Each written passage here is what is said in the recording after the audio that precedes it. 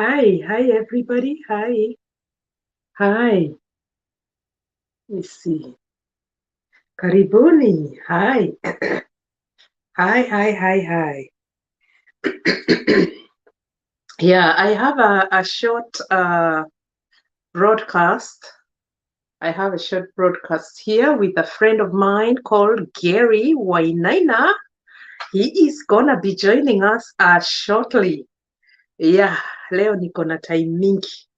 Nikasema niingie. Guys, if you missed out on my session with Pastor Steve on Generation Curses, yeah, please go and watch it on YouTube. Somebody apparently shared a link. Yeah, some link there was shared during the live broadcast. And as soon as I was done with the video, Facebook pulled it down. Thank God. Tulikuwa tumeiweka kwa YouTube. Yeah, tulikuwa tumeiweka kwa YouTube so that video is available on YouTube if you missed. Amen. Now listen, I have a pastor who came akasema, oh, you have to be very careful who you're bringing to the programs because watu wengine wako na madoctrines zingine mbaya. But you know what? Listen, you don't have to subscribe to everything that is shared here. I keep saying that all the time. Yeah, you don't have to subscribe to everything that you see on social media, and especially here. I'll tell you that for free. Yeah. So ukiona nimeleta mtu, I bring that person because I choose to do that. And I know a lot of people are concerned. A lot of pastors are concerned because some of what they teach is contrary to what one of my pastor friends teaches. You know what? I told this man of God, I said, listen, I get it, I understand. But you know what? Learn to accommodate. Let us learn to accommodate each other on this platform. Sio kila mtu ako the same. There are so many people with the different denominations. People have different beliefs. Na huwezi chukia mtu kwa sababu ni Muislamu, ama uchukie mtu kwa sababu ni Mkorino, ama uchukie mtu kwa sababu sijui haendi church or whatever. No, you learn to accommodate each other. All right? So guys, Gerriey, I'm waiting for you. Yeah, Gerriey, I'm waiting. Yeah, I'm waiting for my friend Gerriey ndio aingie tuchambue hii maneno. We want to talk about suicide. There's a lot of suicide going on. Yeah, watu wanajiua. I think I have every day you wake up, you'll find news of people killing each other. Yeah, I don't know what's going on. There's a lot of depression going on. Yeah, tunaishi nyakati ngumu sana. There's so much going on. People are dying. The other day I saw a mother. Yeah, na nikatumiwa hiyo video and I even came and warned people, I don't want that video anymore. Of a mother alikuwa amejihang na alikuwa amehang mtoto wake. Yeah, we need to talk about these things because they are happening. What is going on? People are killing each other. People are killing each other. People are killing themselves. Yeah, it is crazy. I don't know what's going on. Yeah, I don't know, especially in Kenya. Sijui ni mashida imekuwa mingi ama ni nini. Ama people are just not talking about their problems. Yeah, we just saw a DJ, friend of my friend who's coming in a few minutes. Yeah, tumeona DJ wa Capital FM who killed himself. Yeah, at work. Yeah, alienda huko akakunywa poison, rat poison, and he died. Yeah, so guys, we need to talk about this thing. We cannot be quiet anymore. Yeah, the more we talk, the more we open up. Yeah, and the more we release that which we feel. Maybe after labda uko hapa and you're going through a situation. Wailimo Kimani may scroll aone, you know what? Wacha tusaidie jamaa. Yeah, let's help this person. Because we are going to do a lot of charity work this year. And the kind of charity work that we are going to do, yeah, is helping individuals that have a lot of problems. Yeah, I know I get a lot of people in my DM, watu wana shida. Wengine they don't have school fees for their children. Wengine nao ni rent. Wengine nao ni wagonjwa. People have so many problems. Sometimes I wish I can help every Tom, Dick, and Harry in town. I can't. I wish I can, but I can't. Yeah, Gary, I'm waiting for you. Please hurry up. Yeah, Gary, I'm waiting for you. Please hurry up. I'm waiting for my friend Gary. Yeah, because it's a little late here and he needs to come on ndio tuongee hii maneno. Yeah, he needs to come on ndio tuongee hii maneno. Yeah, trying to get him to come on. And now my phone is stuck. Gary, if you are watching me, please come on in tuongee hii maneno. Hatutakaa sana. Yeah, hatukai sana. Yeah, so please hurry up. It's around 10:30 p.m. our time. I get a lot of people. Hey, good morning, Wairimu Kimani. It's not morning here. It's night. It's 10:30 at night. Yeah, I'm in a different world. So guys, karibuni sana. What is going on? Please put your comment there. Weka comment yako tuchambue hii maneno tuulizane. What is going on? People are killing themselves like crazy. Wamama wanaua watoto, and I don't even know why mothers are killing innocent babies. I'd rather even kill myself, niache watoto hapo. But killing babies, innocent babies, labda umeenda huko umepigana na bwana yako, because there's a lot of domestic violence happening in marriages. Watu wanauana. Watu wanauana. I saw two similar stories of men who are cheating on their wives. And then when the wives discovered that their husbands were cheating, you know what they did? They went and killed themselves and they killed their children. Huyo mwanamke wawili, 2 of them. Yeah, I even posted their stories here. Unaenda huko, you discover that your man or your husband is cheating, and then you know what? Out of anger, you kill yourself and then you kill your children. In fact, there's another story of a woman alienda kanunua cake, served the children cake. The children were excited, wanakula keki, hawajui ni nini naendelea, wanakula keki, kids. And then the next minute, she poisoned them after she killed herself. I don't know what's going on. Yani, zile vitu tunasikia this time around, I think we are living in crazy times. When I was growing up in Kenya as a young girl, because I spent part of my time, my life in Kenya, part of my life. Yeah, utoto wangu nilispend in Kenya. So we could hardly hear these stories, and maybe because there was not too much media exposure. Maybe there was not too much media exposure. But nowadays, sasa kuna Facebook, kuna mambo mingi, there's so many ways of channeling this kind of news. Every time you wake up, story, oh mama amejiua, sijui nini naendelea. It's just been crazy. Yeah, it's just been crazy. So guys, I don't know if people need to talk about their problems more or what is going on. Mimi sielewi maneno. I don't get it. I don't get it, guys. Yeah, ni kubaya. And COVID did not make life any easy. Is COVID gonna go away anytime soon? No. Even countries like America, mahali mimi naishi, first world country, we can't even fight this monster. We can't fight this monster. Ile state mimi naishi, Washington, and Gary is here, my friend, my brother. Gary. Yes. Hello. What's up? Yes. Habari ya Gary? Mzuri sana.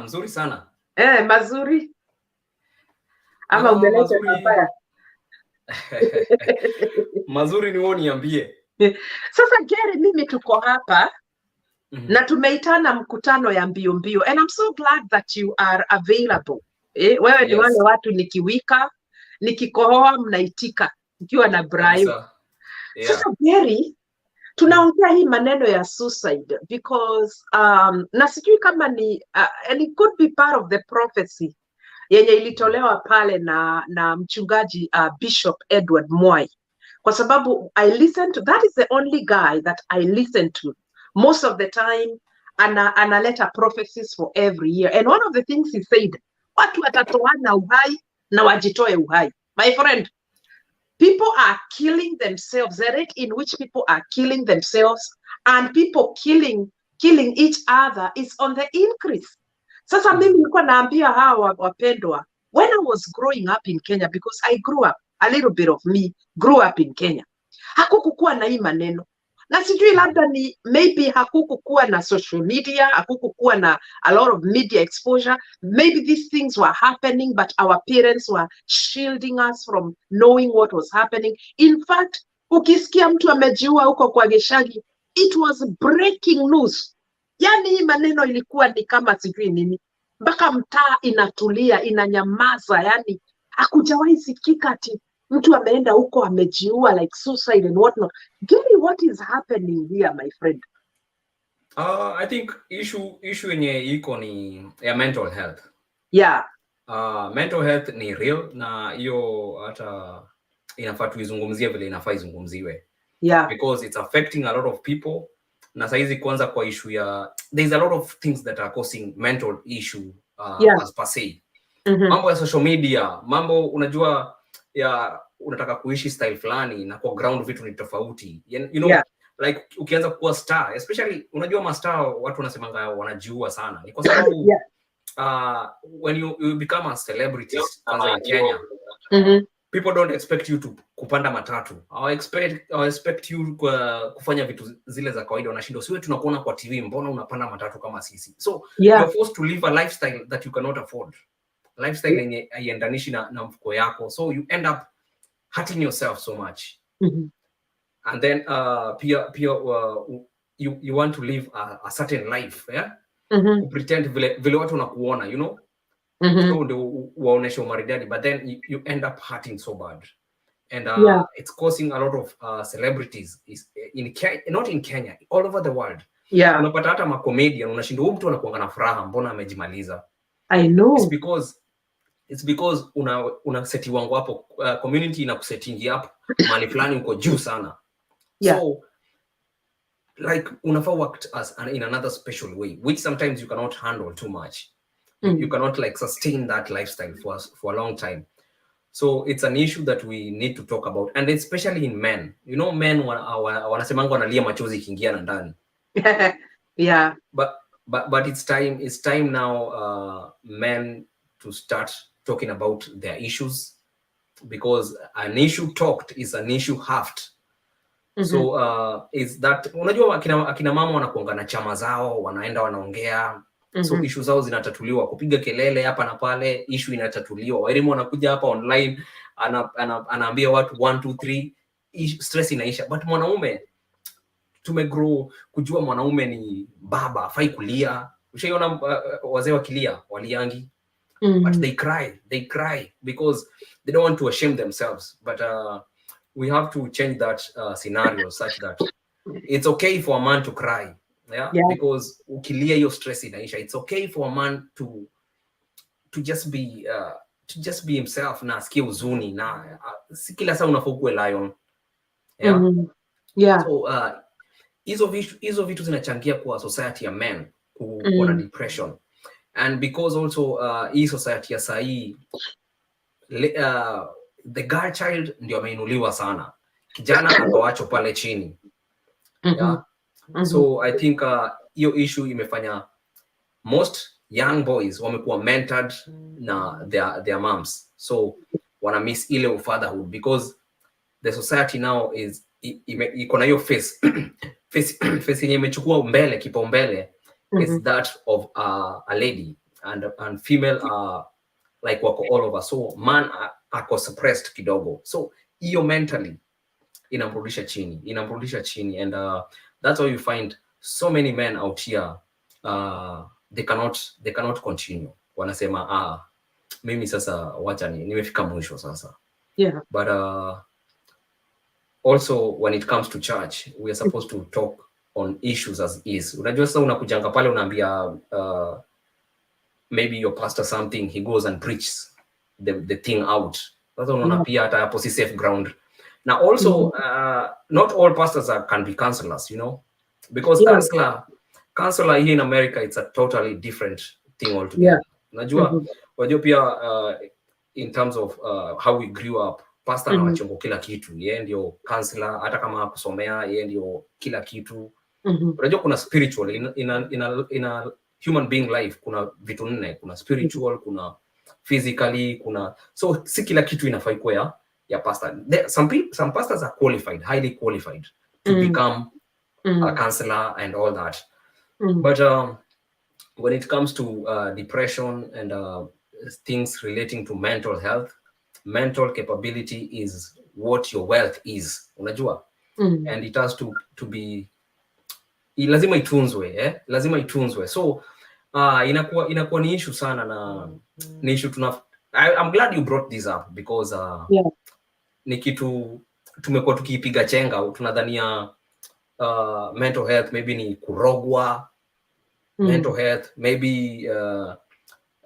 ni sijui ni shetani or something, but those are real life issues that tackle you. Maybe like our society, unapata mtoto amejiua because they never did well in KCPE, so those are just the things that human wameweka, lazima uwe hivi ndio uonekane successful.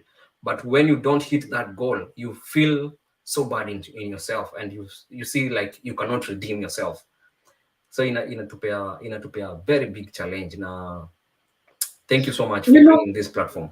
You know, Gerriey, I like the fact that you mentioned about children failing in exams. And I saw a story on Muhesh, my friend Muhesh Nungash, the new incoming. I'm hoping she's going to take the 2022 Kiambu Women Rep. Since I've been making noise about her. But I saw her highlight a story of a young boy. This boy was in class 6 going to class 7. Na huyu mtoto akaambiwa arudie class 6. I don't know whether it was lack of school fees that made the parents decide to push him back or what was going on. But then now that child disappeared. Huyu mtoto alipotea, apatikani. I also saw another story of a young boy. Alikuwa amepita inaitwa KCPE, right? KCPE, amepita KCPE, amepita. And he had been called to go to Njiri's boys. The parents could not afford that. Sasa walikuwa nataka wamrudishe class 7. Until mama yake afanye vibarua apate pesa ya in case afanye exam apate pesa ya nini. Because she had tried borrowing her family, ameenda kwa chief, ameenda kwa MCA, hata haezi pata access to the MCA and the local whatever. Like, this child was forced to repeat, and guess what? He killed himself. He killed himself because he was like, I'm not gonna go back. Because unajua, these kids wenye wako lower classes, umewaona wakiingia class 1 na nini, now to you you're considering yourself, yeah, I'm the big boy here. Sasa utarudishwa kwa watoto ambao umeona like literally. So this boy was like, I cannot take this pressure. Kameenda kamejiua huko. And so many other things. There's so much poverty in families that is also causing mental health. Unaona, people are killing themselves because they have so many problems. Gerriey, sahi nikakupatia access to the page inbox. I get almost 300 messages a day. Half of that, or at least 3/4 of that, ni watu ambao wameshindwa kulipa rent, watu ambao hawana school fees, watu ambao hawana kazi. If I put a post here ya watu jobless, we will get almost 1,000 comments of people that are jobless. And guess what? Half of those people are depressed. Unaona mtu anasema, mimi nimefika mwisho. So unashindwa, how are you gonna help these people? Now, my question to you, Gerriey, is it that the families are not united? Because if one of my family members is stranded, I would put my family member first. Right now, my brother is ako Kenya, alienda Christmas Kenya. And you know what is happening with the Arab Emirates, is the airline Emirates. Dubai has closed its borders. Dubai imefunga borders zake, and people are stranded in Kenya. The families that went home to Kenya to celebrate Christmas are still stranded in thousands. They're trying to get back to the US, but they can't come back because they use the Emirates, borders zimefungwa, and there's nothing they can do. So Yeah. I had to help my brother pay for his ticket. So, and it's just me. There are families that cannot do that. What is happening with families? Ni nini inaendelea, Gerry? Because if families Uh, were united, I believe hakuna family in the face of this earth, haina mtu mmoja ambaye is a little well up that can pull some of these people to their, even to their level, ama wawasaidie in one way or another. What is happening to families? I don't think hata tunaweza blame family because sometimes pia in a family, unajua kuna sometimes pia kuna watu wengine maybe umejaribu kuwasaidia hapa na pale. Yeah.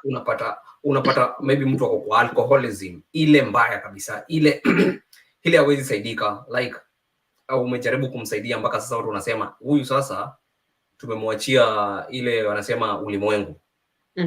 So we cannot blame family as much because sometimes kuna pia sometimes family unajua tukuangi hapo wakikuwa umeshajaribu mpaka ati tusikie mtu alijimaliza, atukuangi hapo tukijua behind the scene like wameendanishaje na huyu brother wao, wameendanishaje na huyu anko yao, wamekuwa kimsaidia aje. Sometimes people get tired. So the issue, it's personal such that kujijua, unajua, because wanasema your life is in your hand. Kuna hiyo story inapigangwa ya kijana alikuwa ameweka butterfly hapa kwa mkono yake. Akauliza mfalme, hii butterfly iko hai ama imekufa? Yeah. So mfalme akamwambia hiyo swali ni ngumu sana. Kwa sababu nikisema ako hai utamfinya akufe, uniambie amekufa. Na nikisema amekufa utamwachilia akiwa huru. So in other words, life is in your, even if we say what, even how we preach, life ends up being on personal. It's personal. Though there are things we can deliberate, like say how to handle stress, how to handle joblessness, how to handle hizo ndo vitu sasa tunafaa tujifunze, like because sometimes yenyewe kusema kweli unaweza enda place utafute job. Yani kazi yako inakuwa kutafuta job. Yeah. Mwaka wa kwanza kazi ni kutafuta job. Mwaka wa pili unafaa kukula, watu hii ndio hao. Familia yao, maybe wewe ni first born, familia pia inakuangalia. I can also say family kuna wana pressure na si tu za kusaidia watu, but for example unapata mtu ameoa, unaanza kusikia pressure za utaoa lini. First inaanzanga na utaoa lini. Yeah. Yeah. Ukishaoa utapata mtoto lini? Ukipata mtoto mwingine utampata lini? So just so many unnecessary pressures. I think laptop yangu inaisha charge. Let me put this charge on. Wow. Kabla ishe. Yeah, and Gerry, we are going to talk about the DJ that committed suicide. I know he's a personal friend of yours. Somebody's actually commenting about that. Kuna mtu ana comment. Lakini I'm going to read a comment while you're charging your laptop. Yeah. Let me go look for my laptop alafu nikuje. So I'm going to read you can kick me out and then you can rudisha. Okay. Isionekane na movements nyingi. Sawa. So I'm going to read a comment from Kelvin Cairo, who's watching from YouTube, and I want to thank my YouTube subscribers, wale watu ambao you're watching through YouTube. Asanteni sana. But Kelvin Cairo says, whatever, it's all about trusting people with your information. You share an issue with an individual and your friends that the person shares with some others. And I said, sometimes also family is hell, and we'll assume you have it all while you're straining. Yeah. So lack of unity in family. This is another comment on YouTube. Long time siblings could sacrifice for each other. Nowadays, it no longer happens. Everyone for themselves, even at the community level, parents are taking sides. I really agree. Nikubaya, families are not as close as they used to be. Thank God, I come from a very, very, very close family. Sisi, we meet during events, nanini, and we are always hanging out during events, family events, my Christmas holidays. So if you have a family that is close, where you need to really thank God, because the wars that are happening in families is not even funny. Yeah? And people need to learn to forgive. Yeah? Life is too short. Ukishinda hapo umebeba mother-in-law, sijui sister-in-law, na nani, you're gonna have a problem. You're gonna have a problem. Because at the end of the day, when everybody walks away from your life, the only person you're left with, or the only people that you're left with, is those family members that you don't like. Eh? So us guys had to put our differences aside. Tukasema, hey, we are in a foreign land. Eh? If everything is taken away, we are gonna be left together as a family. And guess what? COVID came and tested all of us. Eh? We had to social distance. We had to be on quarantine for like a whole year. Eh? Tukajiweka huko. Guess what? You had to have now your family together. Eh? You have to have your family, otherwise utaenda kwa nani? Huwezi enda kwa jirani. Tunaanza kushuku each other because you don't know who has this disease and who doesn't have. You have to stay away from, hata watoto wenu hawezi cheza pamoja. Ni kubaya. And then on top of that, people are jobless. COVID affected a lot of people. Kama ulikuwa wewe ni mama wa kufua nguo, you can't even kufulia mtu nguo because hata mwenye unafulia has already been laid off at their place of work. So it's really been a crazy time, na tunafaa tusaidiane. Those of you that are blessed, this is why I'm gonna do a lot of charity this year. Ndio tusaidie watu. Maybe we are the destiny helpers of somebody that is contemplating suicide out there. Kuna mama ambaye anataka kujiua huko, na Mungu atumie watu kama kina Elimu Kimani. There's somebody actually in my DM. I'm trying to see how we can buy her a wheelchair for her child. Anasema all I need from you, hata sio pesa zenu, ni wheelchair ya mtoto wangu. So it's small things like those ones that can give somebody some extra mileage. Anaona a reason to carry on with their lives. Yeah. So guys, let's see. Kelvin is saying, I remember a time I had nothing and a family member requested something and told the person I'm not in a position. I ended up being insulted, claiming that nataka kusaidiwa, depression sometimes. Okay, huyu hajamaliza hiyo comment.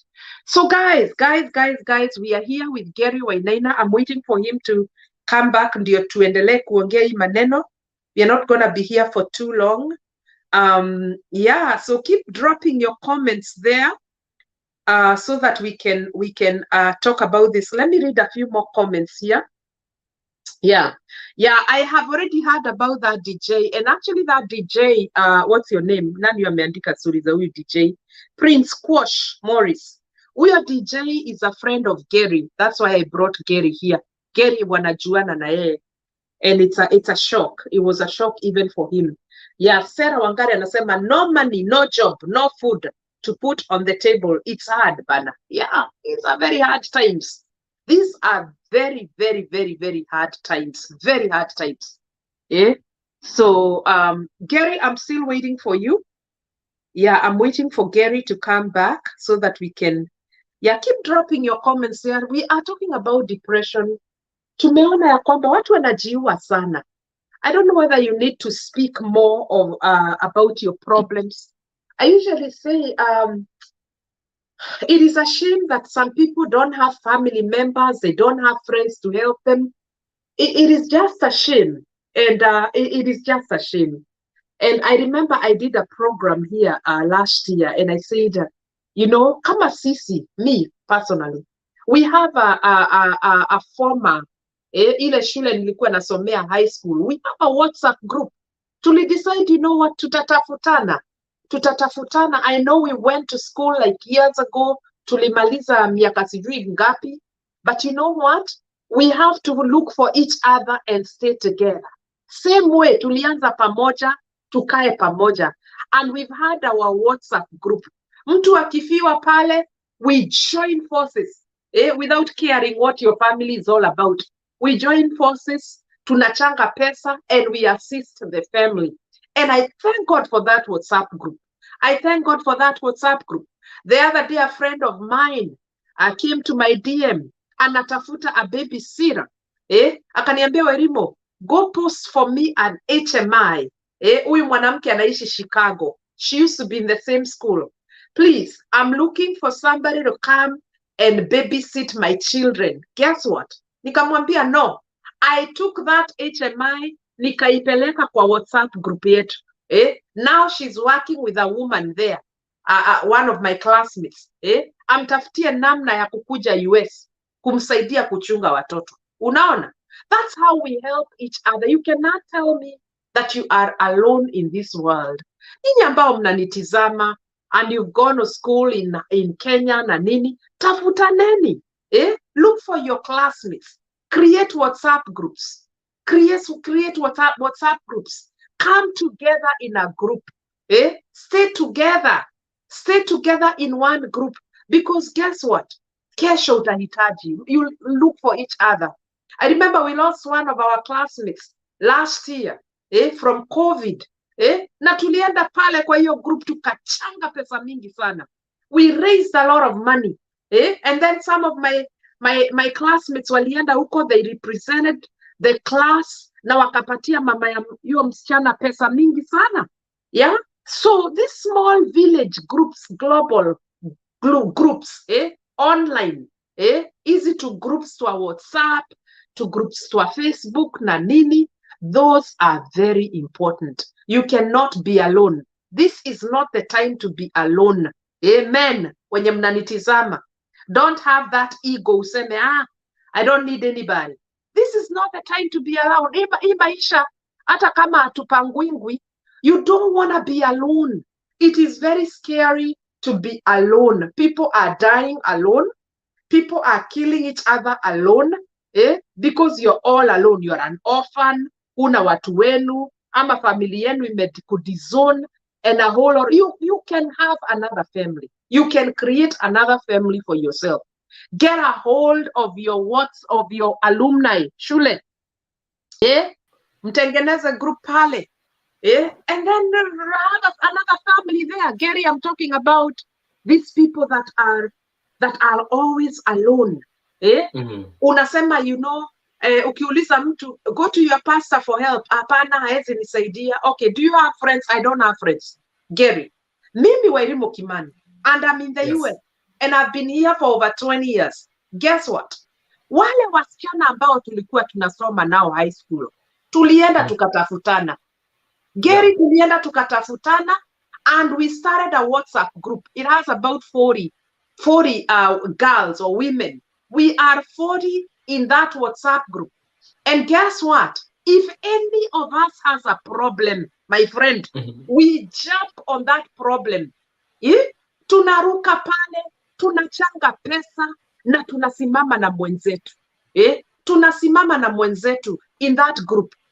So even if that one of our members had issues with our family, hawasikizani, labda the issues za shamba, that is not even our issue. As long as we are there together with her, like one of our friends, one of our schoolmates there, alifiwa na bwana yake, my friend, we raised a lot of money. I'm telling you, we raised money. Sasa huyu mama angekuwa hapo peke yake, hana watu wao, hana nini, and we stood with her. This is what I'm encouraging my viewers here. Don't be alone. Tafutaneni wenye mlikuwa mnasoma nao. Join these groups hata za Facebook. There are so many groups you can join. Global villages. Do not be alone. Just because your family members don't get along, there are other options. Create options, my friend. Don't sit there and say, I have a curse. Kwetu kuna curse. Watu wetu hawasikizanangi. My friend, utakufa peke yako. This is why people are committing suicide. Look at this DJ that committed suicide. Able to tell your story, Gerriey, because you know that guy. Your story ni real na ni sad sana because huyu ni msee nilikuwa najua, and nimesema tu ni hizi pressures it's good to have family, it's good to have friends, it's good, but the Bible says do not put your trust in man. Because unaweza kwa hizo groups, yes, wewe for example hakuna mtu amekufa kwenyu, Yeah. Hakuna mtu amegonjeka kwenyu. Lakini watu wenye kwa group maybe wengi wamegonjeka. Wewe unawasaidia. Lakini ikifika siku yako hakuna mtu ana come through. Unaona? So you can put your trust in man, then realize pure women anakuforsake. So it's good to have friends, it's good to have everybody, but also learn how to limit yourself, na pia jaribu as much as possible isikuwe ni ati bila huyo mtu wewe hauwezi ishi. Because that's too much trust and also too much entitlement. Like huyu ni brother yangu lazima anisaidie, you know. Na pia inakuanga issue, you know, even hapa US kuna watu wengi wamejiua. Yeah. US, because umefika US sasa mtu watu people see like sasa umefika, so you are entitled to help everybody. Mpaka ule mtu tata everybody is looking up to you. Unaona? Inakupenga so much pressure because people don't realize maybe life huku US pia iko na challenges zake. Ukikuja huku even settling peke yake inakuchukua time. So when we talk about the DJ, I'll not judge him. I will just talk to him as a normal man. There's a lot of things that men are going through.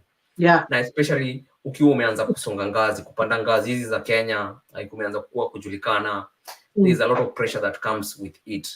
Like for example, I was watching Beyonce talk about her industry music, you know. Na alisema kitu moja, when she started singing, she was just using her talent and put records, and she believed people will buy. That was all. But when she started singing, all of a sudden people start talking about her hair. Her hair is not good.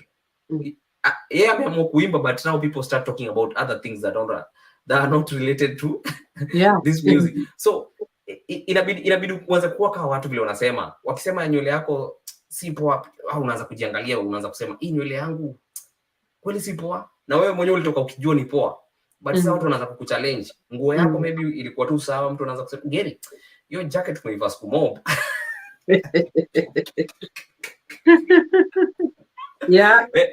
Sasa naona nisipokuwa na nguo nyingi watu wataanza kunizoea. Gerriey anarudia nguo kwa sababu there is just the pressure that comes with it, and sometimes we have not taught ourselves how to handle that. We have not. And then huku nje maybe unajulikana, maybe kwa nyumba auleti mboga, unaona. Inakuweka chini sana because jina huku nje ni kubwa, but ndani mfuko hakuna. The people who matter haiwafiki, jina haiwafiki, because they cannot eat the name, they cannot eat the exposure you have.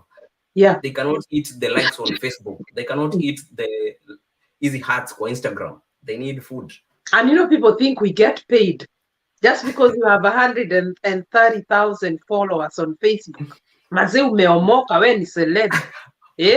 So now we have people who are socialites na manini kwa Facebook. They have so many followers. And wanawekea my expectations very high. For example, ukianza hii page, first of all, huko unajua ita grow hivi, sasa ime grow. Sasa unapatanga same amount of love, at the same as hatred. Now huko una expect you, but there are people who are following you just to hate on you. Right. Hawaja kuunfollow, but they are with you. Every time you are live, wanaona. But then that pressure starts getting into your head. Ikisha get into your head, inaanza kucorrupt.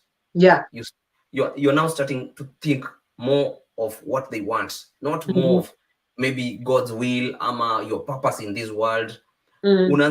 Unajua maceleb wanasemanga ati I don't care, but unapata kidogo mtu kwa hospitali anatibiwa kwa depressed, because as much as tunasemanga ati sijali, no, inakumanga ukilala bana. Ukatukana huyu jamaa, kusema ukweli.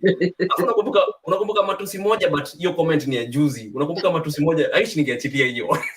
But unakumbuka ukishalala. I know.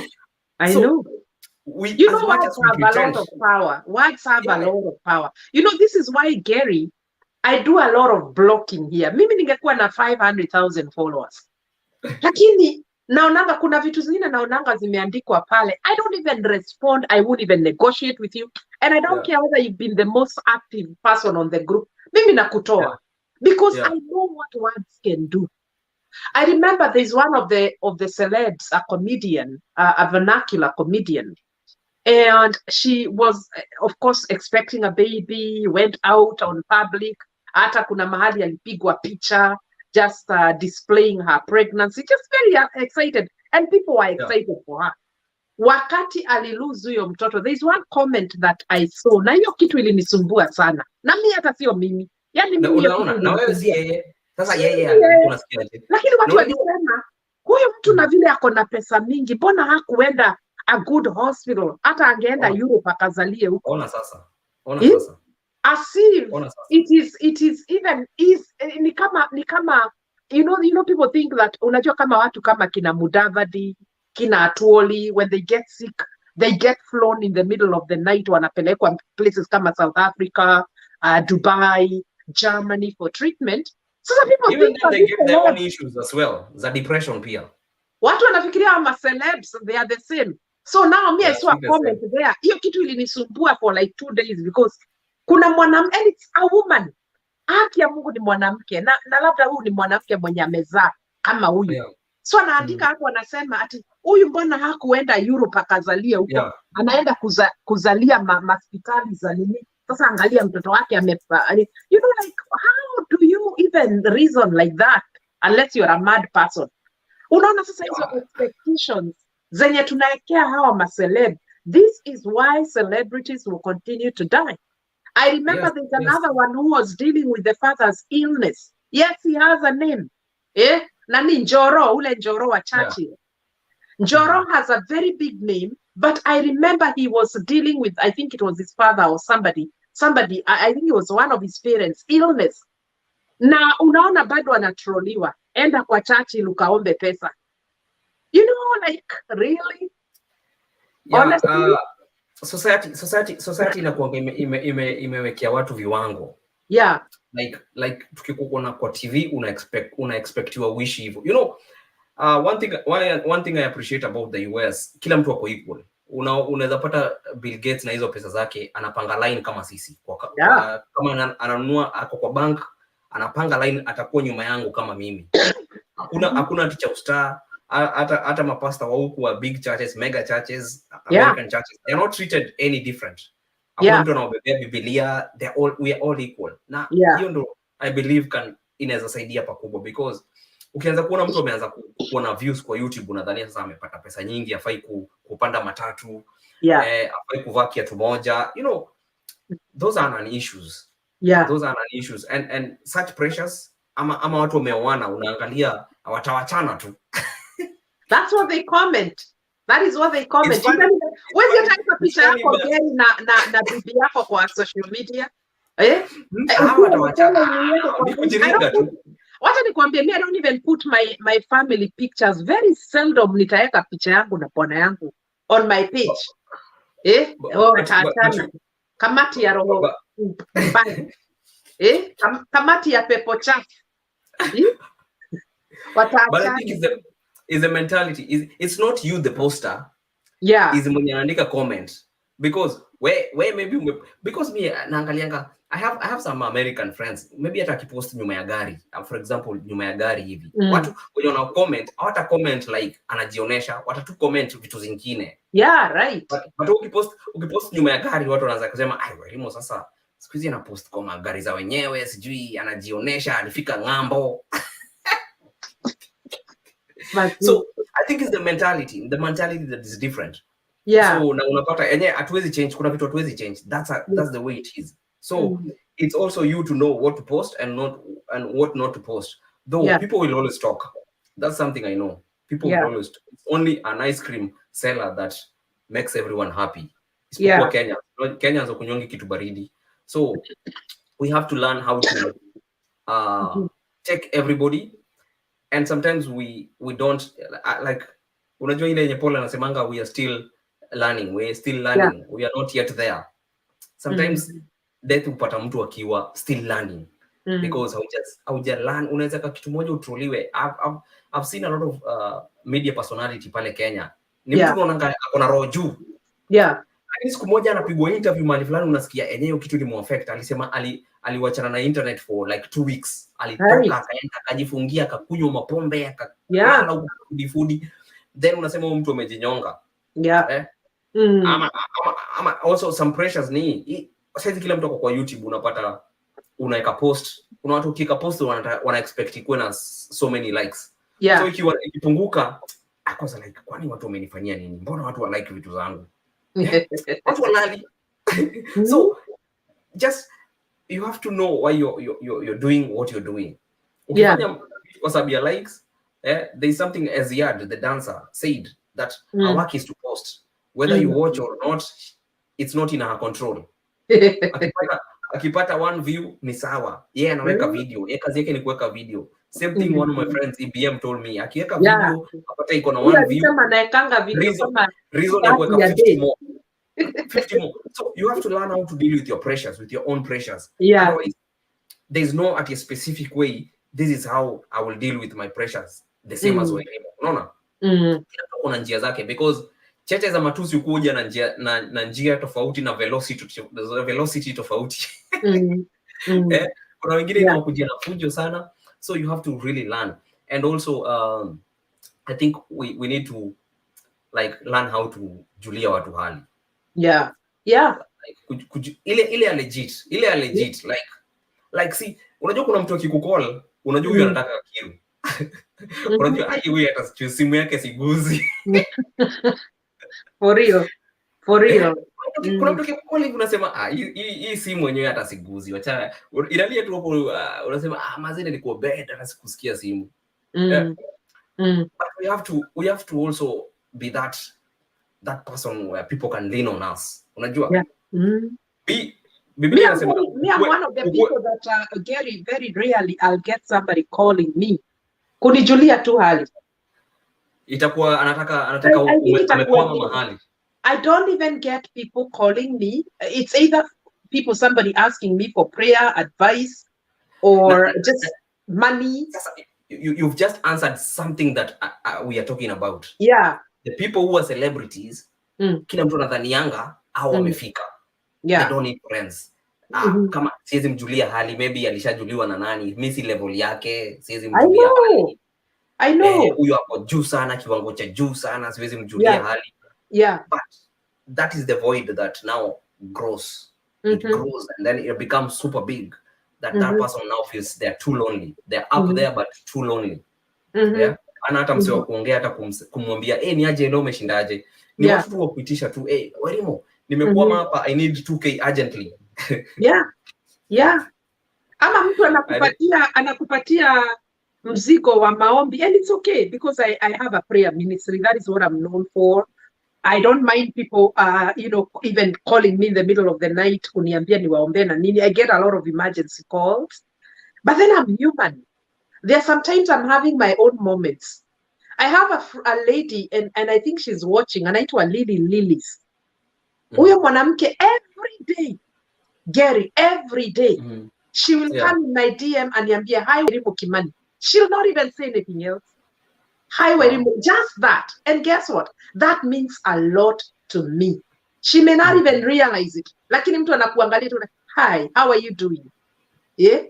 Hata kama sitapunguka nimwambie angake stories zangu mimi. But you know there's somebody out there who thinks about you and who cares about this person cares about you.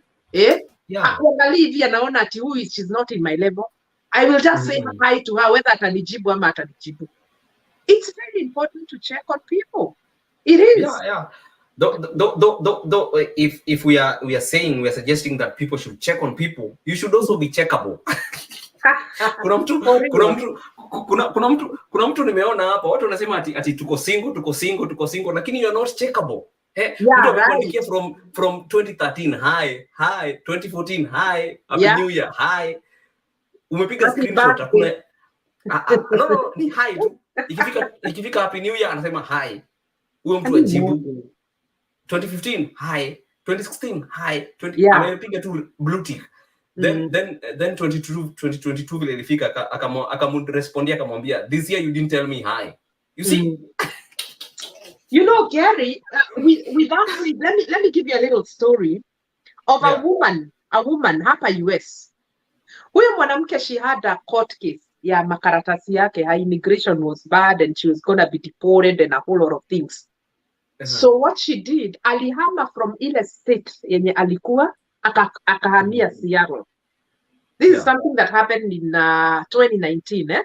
So this woman moved from her state in Colorado akahamia Seattle. Wakati alihamia Seattle, her immigration case was so serious that hakuna lawyer alikuwa anataka kuhandle hiyo case. Because she only had the option ya kurudi nyumbani. So wakati aliona sasa she's being pursued na nini, akachomoka, akaingia Seattle. Akakaa Seattle, and then barua ikampata Seattle from a previous lawyer. Inamwambia kesho unatakikana kotini and you have to go. Haya, huyu mwanamke hana lawyer because every lawyer has withdrawn her case. Na amepigiwa simu on Thursday morning. Amepigiwa simu, ameambiwa she is needed at 2 p.m. in a Colorado immigration court. Wow. So the woman called me freaking out. What am I going to do? I don't have money to even pay for a ticket. And I am very depressed. And she was crying hysterically. Alikuwa anasema, I don't even have a lawyer. Hata sijui nitaenda kujirepresent namna gani. Sijui fate yangu iko namna gani. Siwezi rudi nyumbani. And she has her own reasons haezi rudi nyumbani. Okay? Yeah, of course. So we prayed and prayed and prayed. And then akadecide, nikamuuliza, do you have anybody in mind mwenye unafikiria anaweza kulondo? Akasema, I have this lady friend. Anyway, we prayed na tukaomba favor. Mungu ampatie favor. She called the lady paid the ticket for her kwenda Colorado. Now, her flight ilikuwa inafika 11 a.m. in the morning. Nataka tupelekane vizuri. Okay? Yeah. Meanwhile, Facebook, kuna kijana mzungu ameshinanga akimwambia hi vile unasema blue tick. Mara anasema hi ama saa zingine anakataa, but this time around alikuwa ameambiwa hi mingi and this guy was not giving up on this chick. Hi.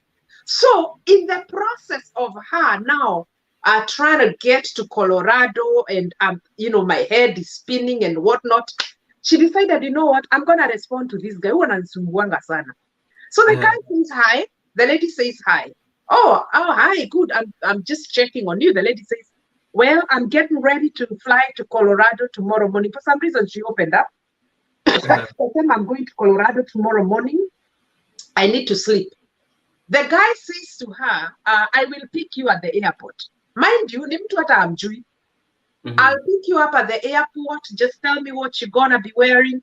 The lady was like, you know what? At this point, I don't care. I don't have money. I don't know where I'm gonna live. Hata ile pesa nimelipiwa ndege ni ya kukopeshwa. I'm gonna take my risk. Na utukumbuke ni kijana amekuwa akimwambia hi. She's not hireable. So wakati alifika Seattle, ndege yake ikakuwa delayed. Sasa imagine hatafika 11, atafika Colorado 1 na kesi yake is at 2, and you know those immigration cases huwezi kosa. So now this guy calls her because ashafika Colorado airport, anampigia na messenger, anamuuliza uko wapi because nishafika hapa sikuoni. Akamwambia my flight was delayed.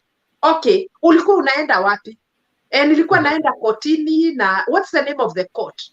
The guy is the one who called the court on her behalf. Akamwambia this lady is gonna be late.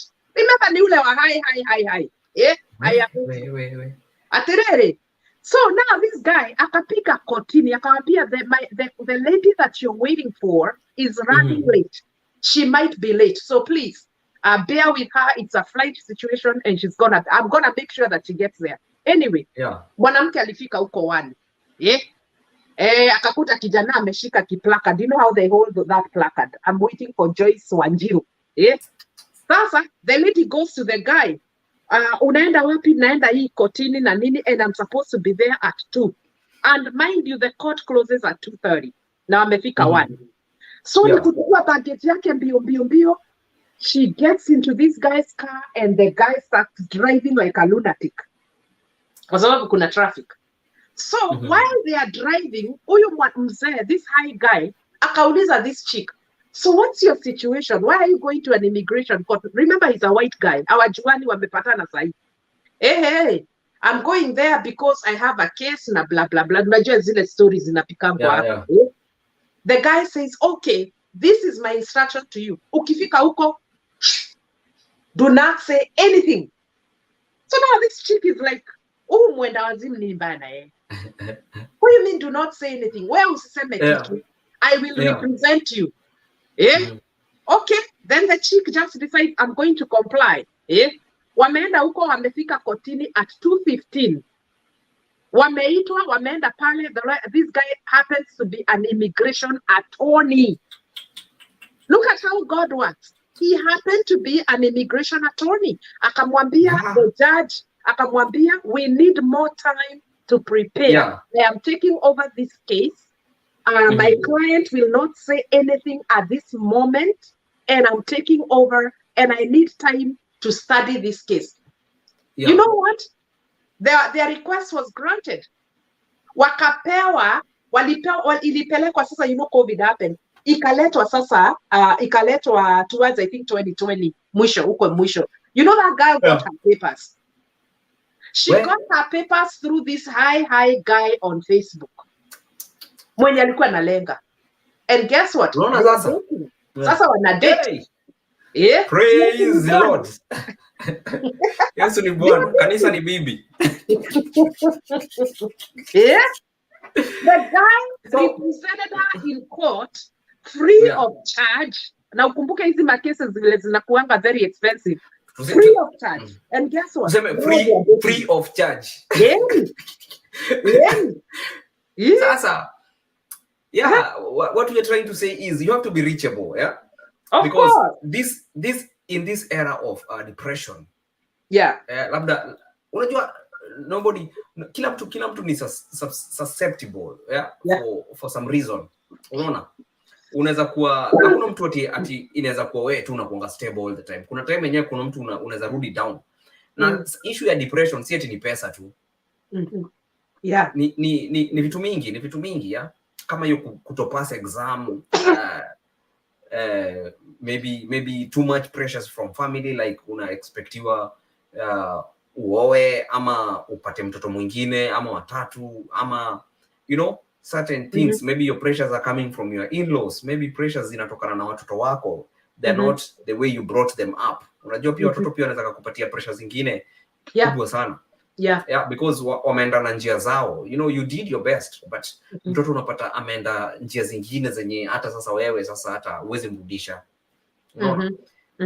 Some of those things cause stress, then eventually graduate inakuwa depression, eventually unaanza kuwa na mental issue. Na ni vile we really have to start talking about this. Tuache kusema tu tutamuombea. You know, Christians, wacha tuache hiyo kafalasi kusema I'll pray for you just to end the story. Na ukifika nyumbani hata umkumbuki.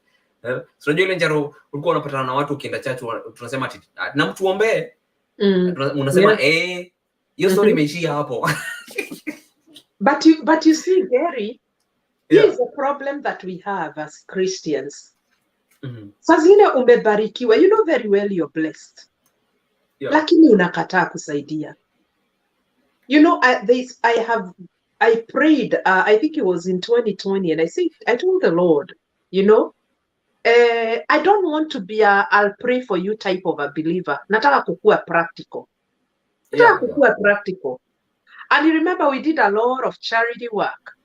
We did a lot of charity work because unaona kama sisi wenye tuko majuu, and I really challenge the people wenye wako majuu, because we are in a better position than the people that are back home. Na and I tell people, ukiniona hapa nikishinda nikijaribu kusaidia, let's help these people. Bottom line, we have one life to live. Life is too short. You could be somebody's testimony tomorrow.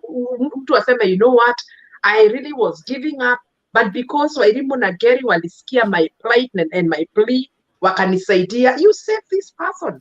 This is why people are killing themselves. Labda mtu amekuwa kwa DM yako akikuomba msaada, wewe mwenyewe umebarikiwa, unamlenga, and then what? The next minute unaona RIP. What is the point for that? So people need to help. I knew this guy. People need to help. Tuacha hii stinginess yenye tuko nayo. Help somebody in need. I will say this. Sometimes we don't know how we are helping people. Let me give you a personal testimony. In 2020, sometime was it 2020? Yeah, 2020. We went to Atlanta and I was recording one of my songs in it, Walk the Talk. Walk the Talk is a song I wrote like 2012.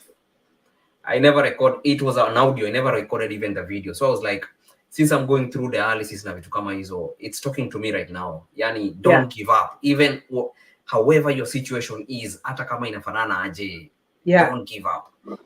Keeping on. So I wrote that song in 2012, but I started singing in 2020 around vile diagnosed you on kidney failure, and I started singing that song. I felt like I need to put that video out so that it can talk to people. And when we went to Atlanta, I got a very nice producer mkubwa sana pale Kenya, akakuja akaniambia I'll produce the video of that song. So we went out there, tukaenda kwa downtown Atlanta. ATL, tukatafuta place, tukaanza kurecord. Then when we were recording, because normally when you're recording a song, you use a speaker, then you mime, you don't sing, mime. So I shoot, kuna jamaa alikuwa kwa gari hapo. The guy started just to cry. We didn't know. He was just enjoying the song. Unajua vile huku America kunanga magari mengi kwa barabara. Kama gari imepakiwa hapo utai notice. Na unaona mtu wenyewe anaenjoy song. Anaenjoy song. When we moved to the next scene, huyo mtu akaita jamaa fulani, akaita we were like 4 guys, akaita one of the guys. Akamwambia, na alikuwa analia bana. Alikuwa analia ile mbaya sana. Akamuonesha kwa lap hapa, akona gun. Wow. Ilikuwa kwa lap. Alikuwa anasema alikuwa anataka kujiua. Alikuwa anataka kujiua. But hiyo song akaanza kuimba tu. Hata unajua hiyo tune, akaanza kuimba tu. Don't give up. Just know he's your God. Don't give up. He's watching over you. Keeping on. Walk the talk. Akaanza tu kuimba hiyo, akaanza kujua hiyo song because it's repetitive. He started singing that, started professing that, akaanza tu kulia, anaanza ku reflect on his life, and he called one of us hapo hivyo, akamwambia, I was giving up, I wanted to take on my life. Now I've decided not, because I've just seen the love of you, of what you guys are doing, and the song has touched me. So akamwambia, just pray for me. Akamwombea. In fact, he got saved that day, that very day.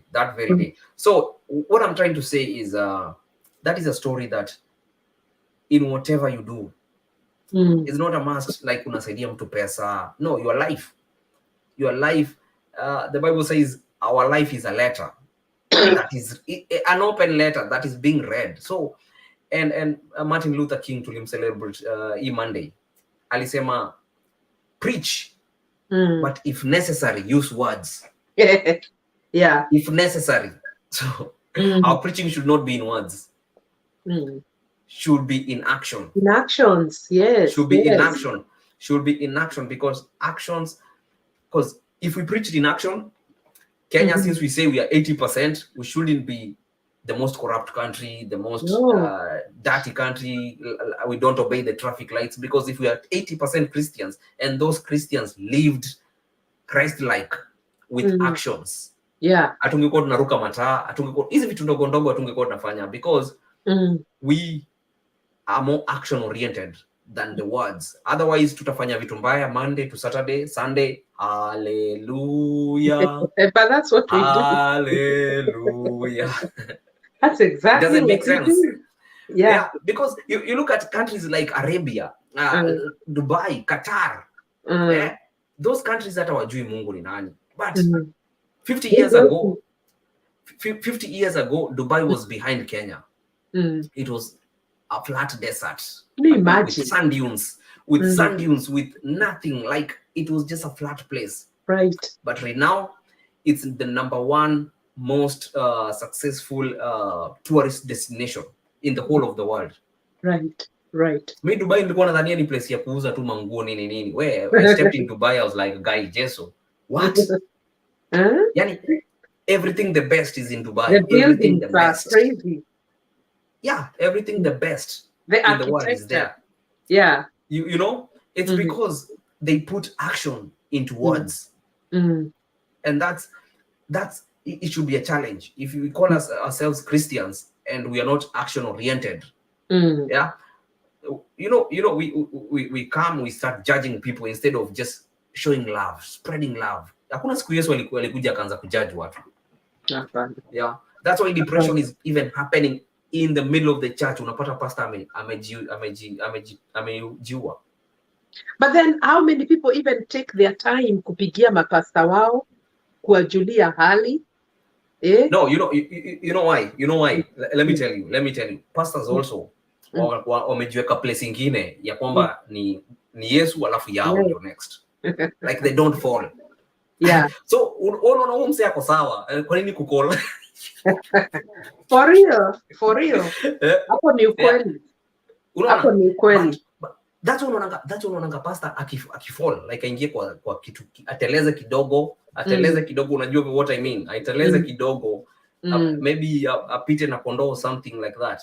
Inakonga trend of the town bana, because watu wanajaribu kupicha msevita anakonga holy, alafu alipita na huyu mtu how haingiani. But ukijiweka human, they'll be like, we understand, unaona.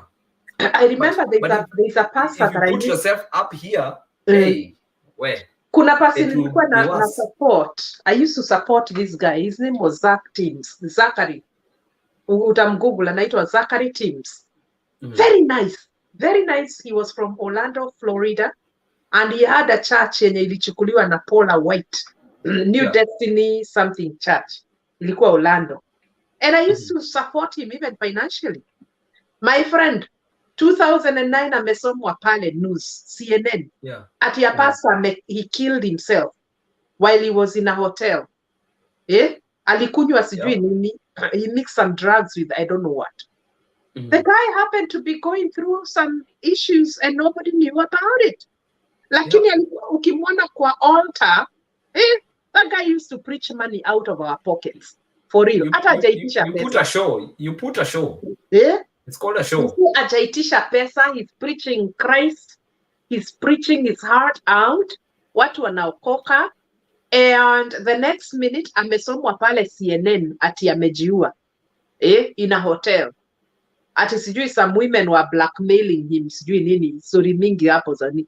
So these people are also human, apart from them putting themselves in situations like higher. Hapo ndipo unasikia pasi fulani amepata divorce, amepita na one of the members, and then what? We need to realize that we are all human beings. We are all human, and we are living in this world. Yeah. We are living in this world. But even having said that, it doesn't mean that sasa tuishi tu hivi kiholela sasa wewe unapatikana huko, because no, it's not a reason for you to live ati vile tu unataka ati kwa sababu kuna hiyo msamaha. No. Everything has a repercussion. Ukienda kucheza huko utagongwa tu na ugonjwa. So everything has a repercussion. Yes, kuna the grace of forgiveness. But kuna repercussion. Like ukisamehewa sikumaanisha ati utapona. True. Utaishi na hiyo burden, na unajua sasa hiyo burden ndani ni kubwa sana, because sasa hata watu wengi wanakuwa wameshikwa na ugonjwa kama ya HIV AIDS, wakufanya kwa sababu ugonjwa, kwa sababu hiyo community kuwa judge na kuwafanyia vitu kama hizo, you see. So we have work even ourselves. What about children, Gerriey? Is there depression in children? Yes, sana. Especially now that COVID and things. You didn't see there was a trending topic last year, I think, sometime on Twitter. Me, I'm active on Twitter, so kulikuwa na trending topic ya mtoto mwingine anasema kwa live video wanataka kujiua. amefika Wow. mwisho, mtoto Mm. mdogo Mm. like kindergarten. Yeah, Wow. because tumegrow na mimi sasa hivi vile niko na mtoto na realize growing a child is different. You Yeah. create a platform for them, you don't have to force them into stuff. Yeah. Like nikitaka kupiga mtoto wangu picha aseme ataki tosha. Okay. Because Yeah. picha ni yangu by the end of the day, si anataka. Yeah. Yeah. Yeah, we Mm. put unnecessary pressure, and then children tulikuwa tumegrow such that children are there to be seen, not to be heard. Yeah. Like We mtu take yeye away, anaweza we sema suppress their voices because yeah. we are children and guardians.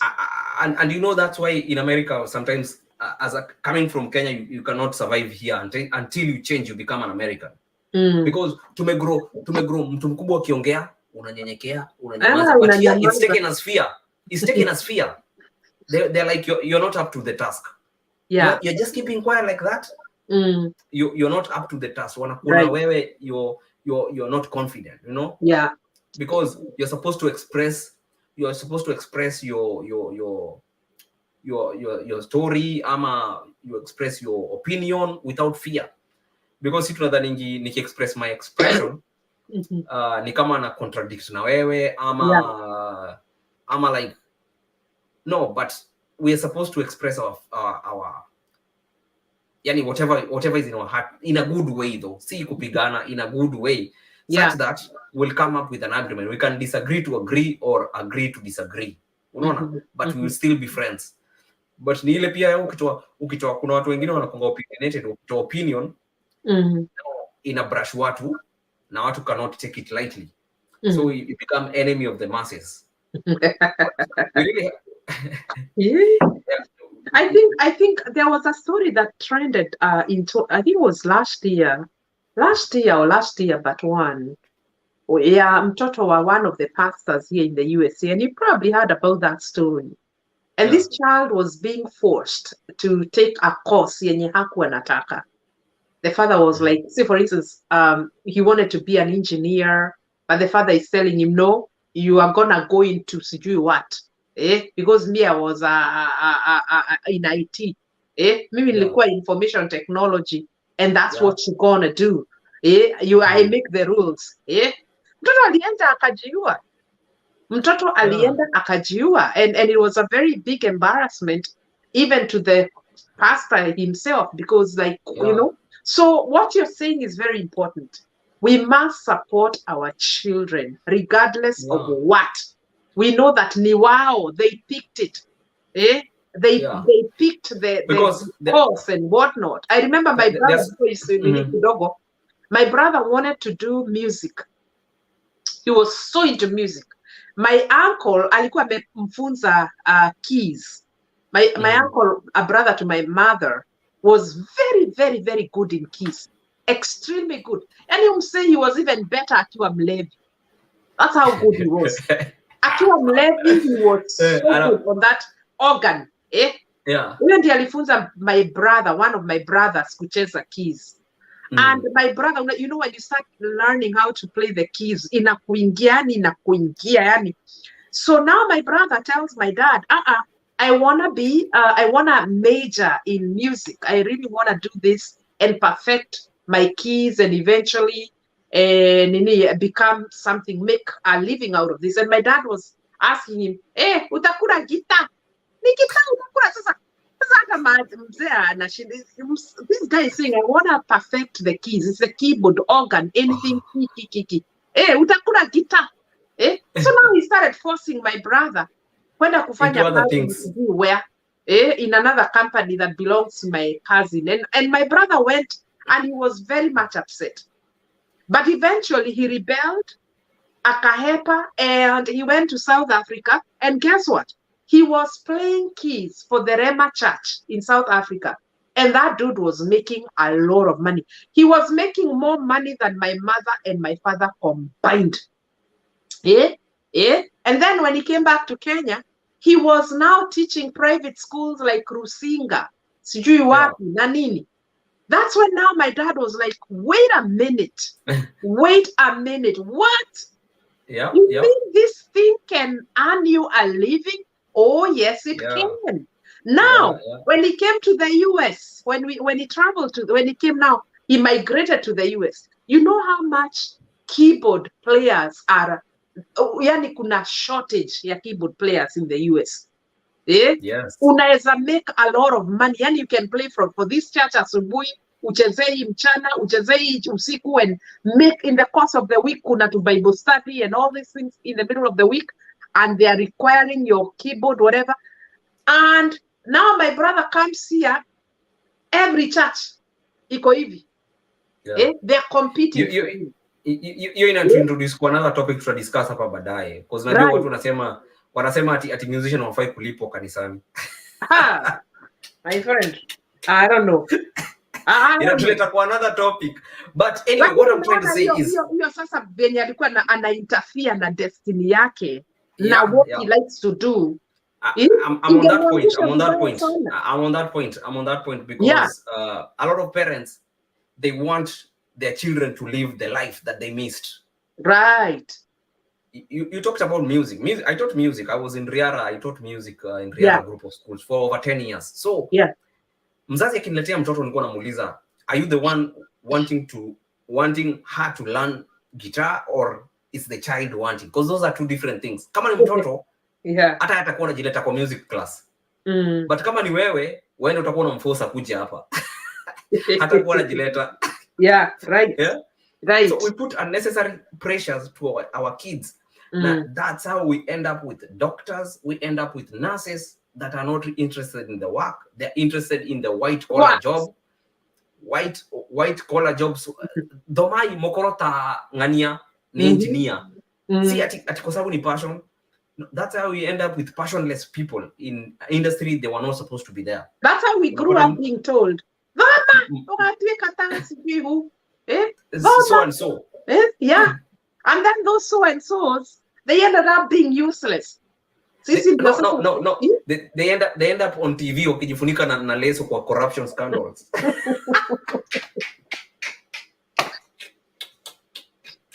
I know. Anaenda kuwa mlevi, nini, story mingi, mascandals na nini. Na sasa hiyo naambiwa kama hatuwe katangania. My friend, kuna jamaa fulani baze alikuwa anakuja na magari bana, tunaambia tusome kama yeye, lakini sasa nikamuona kwa TV mali siku fulani ameshikwa, naona anajizuia hivi kwa sababu ya watu wenye wameiba hela nyingi sana za serikali. Wow. Nikasema so nilikuwa nisome nikuwe kama yeye vile anafanya. That's what we forget. Let me be watoto wetu ziko in the hands of God. We forget that, and that's very important to know. We put unnecessary pressure to kids because we want ati mimi nilikuwa natamaningi kufanya gitaa, mtoto wangu atafanya. Nilikuwa natamaningi kucheza soka. Si mtoto anataka kucheza, ni wewe. Lakini unataka yeye akuchezee sasa, akuchezee. The children who go 6 years, 7 years, 8 years to do a degree, then ukimaliza wanaletea mama yao, ndio hiyo sasa ulikuwa unataka degree ya lawyer, ndio hiyo chukua sasa. Mimi wacha nifanye vitu zangu. Anafanya kitu totally yenye hata usieni na hiyo degree kabisa. You end up have wasted your money because now if they don't take that pressure well, they end up with mental health issues. They end up in depression. You know me, I thank God I left Kenya because my mother, actually my parents wanted me to be a teacher. Walikuwa wanasema wewe become mwalimu, wewe utakuwa mwalimu. Kwanza mimi I hated teachers. I hated teachers. Wacha nikwambie, I didn't like teachers. I think I went through a cycle of bad, mean teachers. And utakuwa mwalimu, because my mom was a teacher. And they, those days, mwalimu was a very big title. Hata huko unaitwa ati mama nani in the village. Mwalimu kule ni kwa mwalimu. Kule ni kwa mwalimu. A teacher. Jina mwalimu was a huge thing. Yani you were a celebrity. You were a celebrity. A nurse was referred to as a doctor. Kule ni kwa daktari. Kule ni kwa daktari. So now my parents were thinking they're going to produce one teacher from the family, but I really didn't want to be a teacher. Thank God, your green card ilikuja tukachomoka. Tukaomoka. What you need to learn. What you need to learn. My destiny. I will refer to Martin Luther because we celebrated him a Monday. Yeah. He said something that is very profound. Of course, all the things he said are profound, but Yeah. there's this one specific thing he said that goes together with our topic of discussion today, right now. Mm-hmm. Alisema, if you are a street sweeper, Mm-hmm. sweep so well such that when the when the angels look at you, they say you outdid yourself. Unaona? Mm-hmm. So si tu ati daktari, hata street sweeper. Yeah. Na unajua huku America, by the way, America hizi hata odd jobs pia zinalipa poa too smart. Oh, So yes. huwezi under look at somebody ati anafanya kazi ya kufieka hapa nje. Hata itu kufieka inaitwa landscaping. Yeah. Yeah. Those So, manual jobs make more money than anything. Yeah, you make so much money. So America tumekuja hapa akili kwanza inarudi reverse kwanza, because what we learned in Kenya is not the same as here. Yeah. Like ile job ulikuwa unafanya Kenya yenye iko juu zaidi, unakuja huku unagundua hata si job. I know. Unaanza kitu kingine tofauti. There's somebody who was in my DM, Gerriey, who is a teacher. Mwalimu. Alikuwa DM yangu, alikuwa ananiuliza if they can get an exchange program akuje teach huku. Nikamwambia, my friend, my mother was a teacher, and guess what? She changed from teaching into nursing. Kwa sababu there's more money. Teachers don't make as much money here as they do. I don't know how much they make in Kenya, but teachers are always in the streets waki strike. Kwa sababu they don't make as much money. There are other careers and other jobs that you can make a lot of money. Unaona? But that's the topic we should try and change, such that if you're called to be a teacher, whether it pays or not, be a teacher and do it extraordinary well, whether it pays or not. Otherwise, people change to be caregivers or nursing when they don't have the heart for it. Asa unapatanga mtu ana certificate yake, unapiga mtu unafungiwa license. You see? Because you chose something that your heart is not there. You know, one thing you have to realize is kuna ile destiny God amekupatia. Amesema hii ndio njia yako. Ukitoka useme ati kwa sababu pesa ndio inakuanga hapa. Unajua hizi pesa tunatafutanga sometimes ni poa, but eventually unarudi tu unaziacha hapa tu. It's the impact you make on people's life. It's the impact. Nikiangalia mtu kama Nelson Mandela, akumbuki kwa sababu ya hela, gorofa zenye aliunda, sijui ni, they are remembered for what they did. The cause they ran. Desmond Tutu, Martin Luther King, all those guys, big guys, they're not remembered of how much they garnered for themselves. It's how much they changed the world. So, and we are not saying you change the world. Change the person next to you. Tutapunguza issue ya depression. Change that person that is next to you. That's how we'll conquer the world. Mother Teresa said, if you want to conquer the world, start with your family. One person at a time. Yeah, start with your family, and your family is not necessarily your blood family. It can be the people you relate with on a daily basis, your workmates. I think people should be neighbors keepers. Check on your neighbors. Don't assume because they are not your family ama sio kabila lako na nini. Just check on people. Let's be mindful of each other. Tuache kukaa hii maisha ya sipangwingwi. You know? In America, sipangwingwi maisha imeharibu watu sana, for real. And then on top of that, ongeza COVID. COVID imeleta depression zake. Okay, iko two ways. Imeleta depression kwa watu wenye wameajiriwa, but for the creatives, I think a lot of people have killed it, because that's when YouTubers popped like crazy. I know. StreamYard imeanzishwa tu time ya nini, by the way. Do you know that? Time ya COVID. And I believe wametengeneza hela nyingi. Some guys wamechukua hiyo opportunity. So flip opportunities. Ukiona inakaa kuhuzunisha, flip to kicheko, to furaha, make humor out of it, and move on. Keep going on. Kila issue ichukue with positivity, you know. COVID ni kweli imeleta dark life to a lot of people, but in the same token, it has really blessed a lot of people, especially content creators, because wako home tu sana ku create to content, create content. Yeah, and some of the people that were complaining how kama music industry, they used to go out and perform, they can't go out anymore kwa sababu ya COVID. My friend, we have musicians that made a lot of money from YouTube, Yeah, just from the comfort YouTube, of their home. Instagram, Yeah, TikTok. Instagram, TikTok. Mm-hmm. Do you know there's a show that was trending on Instagram? Yeah, sitaisema lakini kama unaijua. Ilikuwa ya wasichana wanaenda kudance pale. The show used to have like 80,000 people watching. I know. On a single night. Nani ashaifanya concert watu 80,000 wanamwangalia? I know. 80,000 live, Yeah. wanna watch. Guys used to get there at the end of the show, na ilikuwa inaenda overnight. At the end of the show watu walikuwa wanatoka hapo na 1 million. Kwa sababu tu watu kutip 10 bob, M-Pesa, sijui nini. Mtu anatoka na 1 million by the morning. Because ni competition. Yeah. The person you see is good, you tip them. By the end of the day unapata huyo mtu ametoka na something. So ile kitu yenye unaona kwako ni mbaya, kwa mtu mwingine anaiona style nyingine. Yeah. So the people, kuna wale watu walitumwa, wale ma spies walitumwa wakaangalia mji. Wengine wakasema we saw giants, other people say we saw beautiful fruits. So it's how your perspective is generally.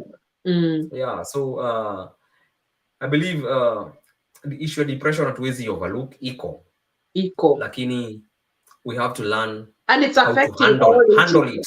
It's affecting children, it's affecting men, it's affecting women, in affecting mapasta.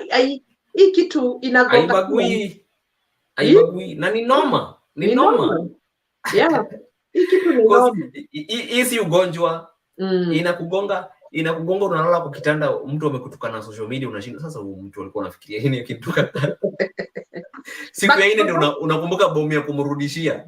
That's another thing. Hiyo ni kitu ingine, Gerriey, that people need to learn how to have a thick skin. Na ujue, mimi one of the things that helps me a lot is to know that watu wengine hata siwajui. So whatever they say does not even matter to me.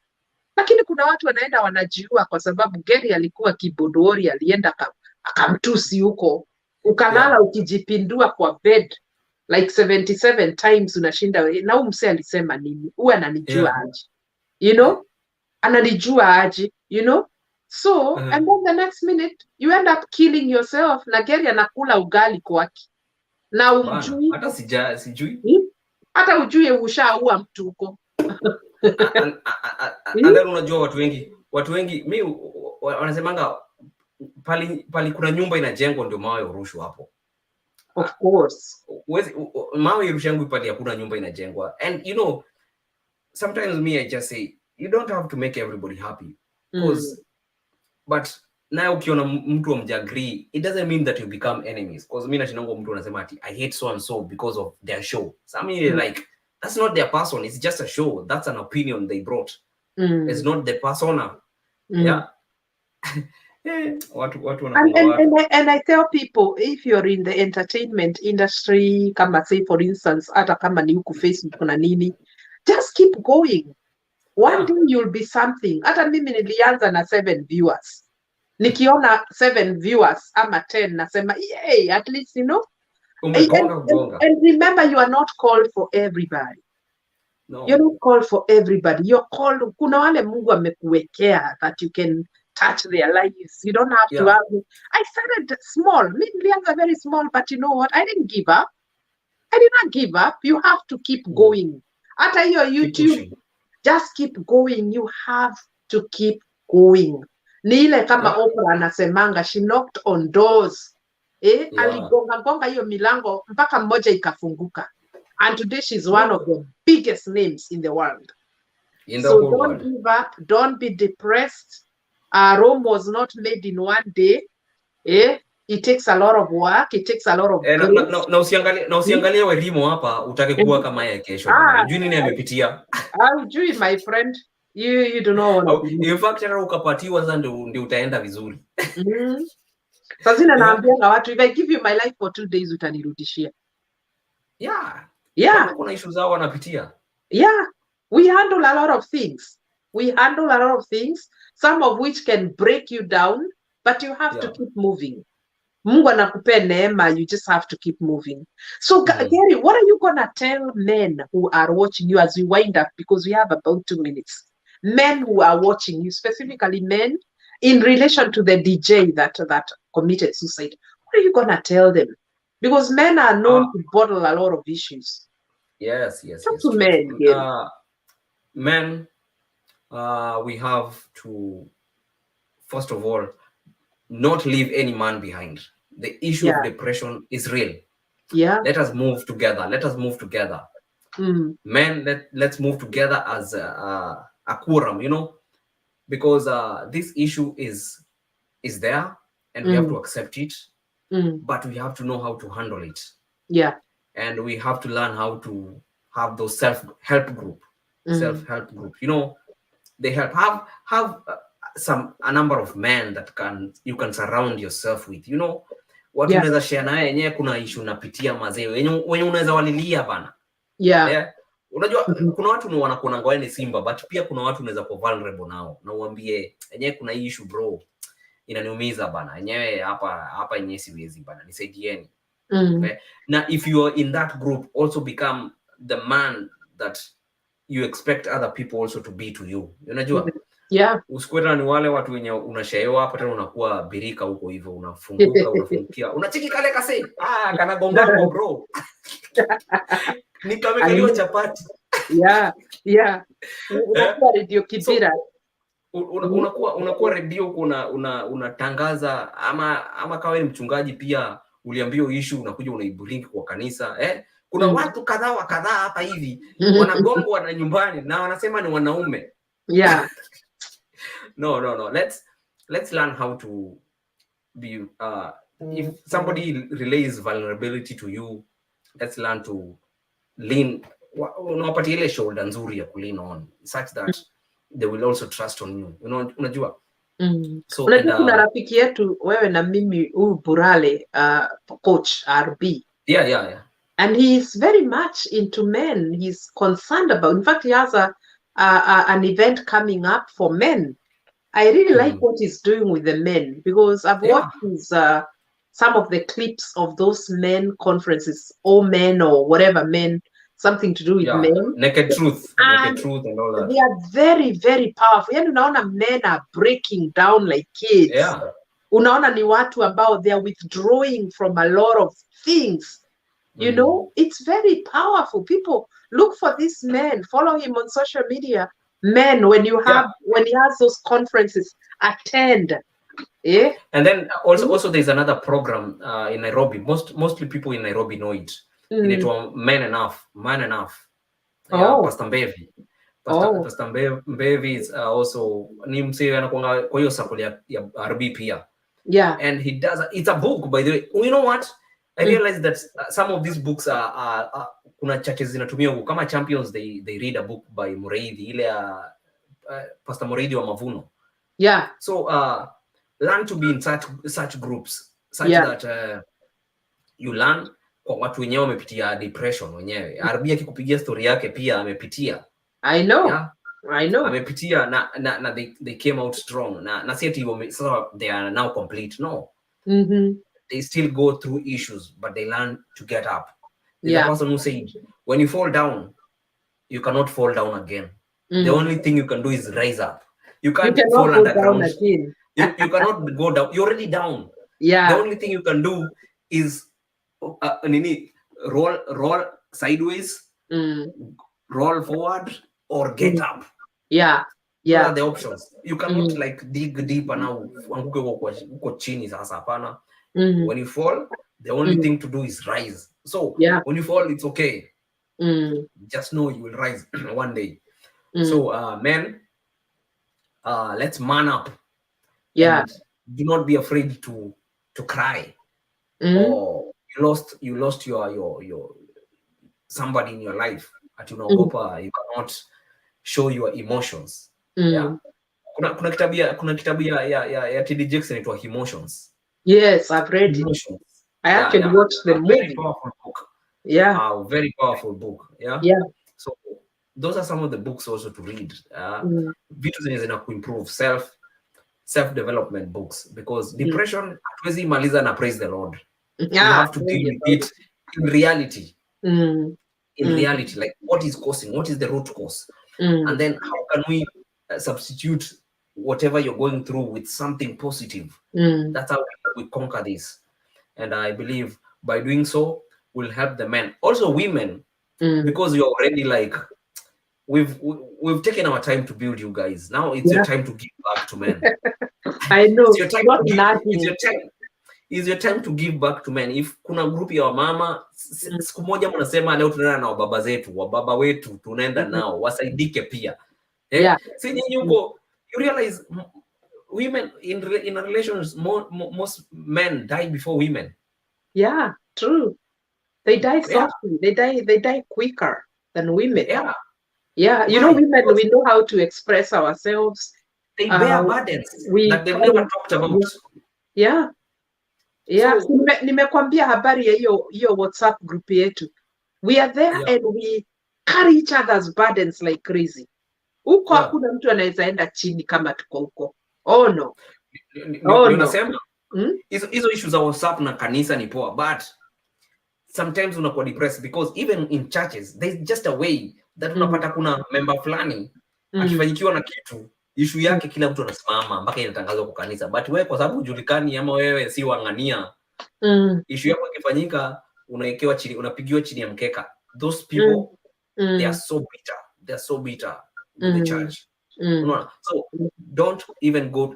Tunafaa tukate hiyo story ya ati nenda church so that issue ikifanyika, ama naingia kwa WhatsApp ndio issue ikifanyika, because we are not, our issue to go to church is to look for Jesus. Hizi mambo ya social security, insurance kwa kanisa ama in those groups, you know, sometimes you end up really feeling bad. The reason why I insist on WhatsApp groups is you cannot be alone in this world. There's no way anybody was created to be alone. No way. Huwezi niambia you are alone in this world. No, I agree. I definitely agree. But my point is, shut its doors. But look for people that you can identify with. Kama sisi nasema, we looked for each other when tulikuwa tunasoma now. We decided, you know what, we grew up together. We went through high school together. Let's come together. Not for anything. Hata tukuanza hii maneno ati for anything. Ni kutafutana, kujuliana, nani ameolewa huko Wangige, mwingine ameolewa sijui Nyanza, mwingine ameolewa, like you know each other, mnalocate each other, mnajua kila mtu ako sawa, uko na watoto wangapi na nini, so you get into each other's lives. Then when something happens, you know you have sisters who can stand with you, not only in prayer, financially na nini. And you know our group, si ati ile ati sijui so and so was much more kiherehere kuliko mwingine, like you are the most popular. Hapana, we tackle your issue and we run with it. This is what I'm saying. Look for people, hata kama ni marafiki. Look for somebody. No, I agree. I agree, definitely. Because unafikiria ati utapata help in the church. Na yeye pasi anakuambia wewe, I'm praying and I will tell my wife we fast. Hata my intercessors ndawaambia stop praying for anything else, wacha tuombee Gerriey. Sasa unafikiria nawe your life with me. But at the end of the day nyumba itafungwa, watoto watafukuzwa shule, and then what? Kuna TikTok niliona ikisema ati pastor akiwa na shida ya gari, we buy him a car. I know. Ukiwa na shida ya gari, we pray for you. Of course. So your issue sometimes I'm saying, all I'm saying is friends is good, but also as the Bible says, usiweke all your hope. No, don't put all your hope on them. Just learn how to accept yourself, who you are, and also budget. Sometimes kama depression inakuja na issue ya pesa, the little you get, do you budget for that? Yeah, because to whom much is given, much is expected. Kuna watu wana live beyond their means, either because of the name that they've created on social media.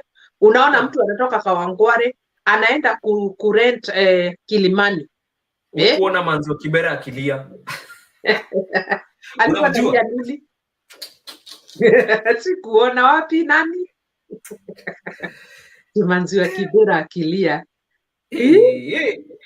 Mtu ni Analia star, mtu nini? ni star. Lakini sawa limuonesha tipali anaishi bana. Watu wenyewe kweli hapa nje wanatesa bana. Lakini walimuonesha pale alikuwa anaishi manze. Kibira kwa mahali fulani, hata in fact ukimuita kukaanza kunyesha, nyumba ikaanza kunyesha, yote akamwambia Nani celeb? Superstar. What? But you see, she's living it's within the her means. She's living within her means. Yes, true. Lakini sasa vile amejichora kwa Instagram, watu expect. Hiyo ni maisha, my friend. So anyway, point is it's huko ana tukijengea Omosh alijengewa na ule Omosh wa Tahidi whatever. It's good. Yeah, people can build, but also the person lazima, unajua sasa yeye kama kulikuwa na issue ina sijui hata saizi anaendelea aje, but alikuwa na issue yenye watu wako kuangalia first. He had an alcoholic whatever issue. So unaona sasa issue watu wa kuangalia hata mjengee nini, sasa inakuwa hiyo issue kidogo, kama amkuangalia basis pale chini kilindini, what is happening there. That's where we're supposed to go first before we start doing anything else. People need to learn how to live within their means. Unaweza kuwa na jina kubwa na uishi Kibera, shida ni gani? Mungu tu atakuinua, one day God will lift you up. But that point ni kama unaishi Kibera, pia kwa Instagram na Facebook unaisha unaishi Kibera. Usionyeshe Facebook unaishi Runda. Kwa ground. Mambo kwa ground ni different. But we are not, I'm not judging, but I so much depressed because I watched. I watched her. And celebrate ile maisha Mungu amekupatia. Celebrate. Don't be ashamed. Don't be ashamed of your life. Don't be ashamed. Hata maandiko inasema humble yourself and God will lift you up. Kama unaishi vile unaishi, hiyo ni maisha yako. Hiyo ni maisha yako. But don't draw a picture of the way you are and then vitu ni different kwa ground.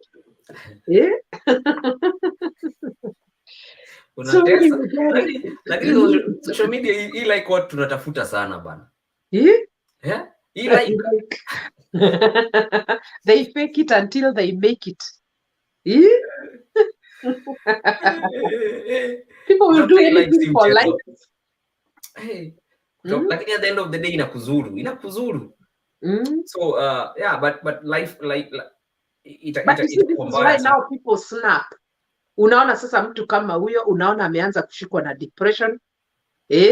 Cause at the end of the day Gerriey, unaweza tafuta hiyo like na tukupatie, lakini wakati maisha itakukalia utalia kwa social media, the same social media utalia.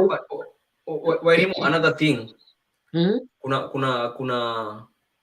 kuna msichana fulani alisema kitu, I remember her but hata sitamsema. Very very very valid point. Alisema sisi tumegrow like we can build like, unaona hizi kukiwa na mazishi na nini people can really stand with you. But kosea ufanye for example kitu haifurahishi watu. My friend, the very same people. So we have to learn that we are living with double-minded people at the same time. But that's the truth. Learn to be in your limits. Learn to be in your limits, because hata hao mastaa kinanga Eric Omondi wana trolli wango every time, but it's only that him anajonga kudeal na hiyo trolls. He makes it for the positive, anatengeneza pesa, nyinyi mkibaki mnacheka Eric Omondi amekaa sijui nini. He learned how to switch that, and that's what makes them relevant nowadays. Anapiga issue moja hapo, nyinyi mnadhania ati amefail, kumbe ameitengeneza hiyo issue ndio akuwe kwa magazeti na kwa vlogs zote. So but also people need to know what I would encourage people is that not everybody celebrates you. Not everybody celebrates you. Usifikiria ati just because you have 100,000 followers that everybody is celebrating you.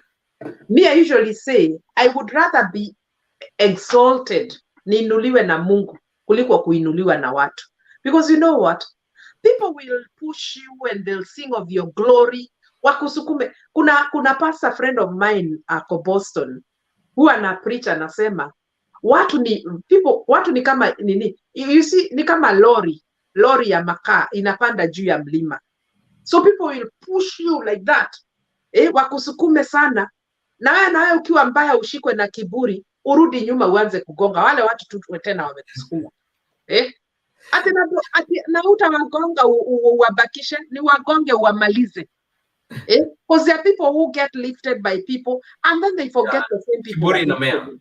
Kiburi na mea. You have to be grateful all the time. Haya, kuna wengine nao huinuliwa na watu. Then when you go through a situation in your life, the same people will make sure that they kill you. They will make sure that they kill you. Hata kubaki, the same fans, the same followers. Sahi Wairimu ashikwe na scandal. My friend, these 130,000 people unaona hapa, how ndio they'll be YouTube na nini na whatever. They'll use your story. Once to pull down. So you have to be very, very, very careful, especially kwa hizi mitandao. Remember, you're also not alone. Look for people that you can share your issue with. Don't die alone. Ati unaandika ma-suicide notes huko. Na labda hata huyo DJ, labda hata ile shida alikuwa nayo, ni kitu ingesolviwa tu na watu. Marafiki. One or two people. But unajua sometimes kwanza ukiwa kwa limelight, kuna kutumika mob. Yeah, you're still human. Even if you have a name, you can have, si ule nani mwimbaji anaitwa Hezedungu, ule Mkurino. Nasemanga niere nore twangoragwo nario. Lakini mfuko hakuna. Especially those old musicians for long ago. And that's why tuliweza kukumbuka Mary Atieno during COVID. We visited her and we blessed her with almost 260,000 shillings. And guess what? Mama Mary was living in the very, very deplorable states. Sisi ndio tulimsaidia, sisi ndio tulimuinua. In fact, I'm planning on us again gathering and raising some money and sending it to her, because these are people that are forgotten. Mama Mary Atieno ni mtu ako na jina kubwa, jina kuu Kenya. Lakini hawa watu, they are people who don't, sasa, you know, now they can't compete with the current sipangwingwi generation. Wakina Mary Wambui ni watu, they can't get to the level of the competition ye iko. But also at the same time, people have to start reinventing. Like what we're doing today, will not do in 5 years. We'll have to reinvent. If you don't reinvent, the bus will leave you. The bus leaves you. Maisha ikibadilika pia wewe unabadilika na maisha. Inaenda hivyo. If you do not, the reason why some of the people wamekaa kwa hiyo platform sana, they change with time. Like kuja, they switch. The same thing they were doing, but they just switch a little bit. Maybe, I don't know what, branding, language, something. Ama unaenda na vile maisha iko, because now ile generation ilikuwa ya 90s is not the same as the people that are living. So don't be too stingy. Useme you can't change. Me, I'm going to remain the way I was. Sasa unafaa hivi, na Mungu amekupatia kipawa. So now you're living there like that. Watu washaomoka.